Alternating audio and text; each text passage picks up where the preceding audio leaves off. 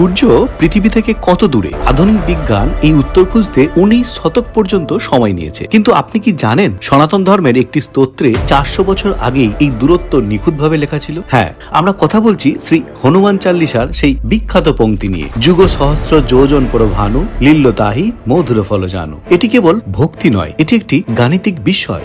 আসুন বৈদিক গণিতের সেই হিসাবটা দেখি। প্রাচীন শাস্ত্রে এক যুগ মানে 12,000 বছর, আর এক যোজন মানে 8 মাইল। সবগুলো গুণ করলে দাঁড়ায় 9,60,00,000 মাইল। এবার আধুনিক বিজ্ঞানের দিকে তাকান। 1961 সালে প্রথমবার রেডার প্রযুক্তি ব্যবহার করে জানা যায় যে সূর্যের গড় দূরত্ব প্রায় 9,30,00,000 মাইল। ভাবুন একবার, যে দূরত্ব মাপতে নাসার মতো সংস্থাকে কয়েকশো বছর অপেক্ষা করতে হয়েছে, তা আমাদের পূর্বপুরুষেরা কত আগেই জানতেন। এটাই সনাতন ধর্মের শক্তি। যেখানে বিজ্ঞান শেষ হয়, সেখানেই আধ্যাত্মিকতা শুরু হয়।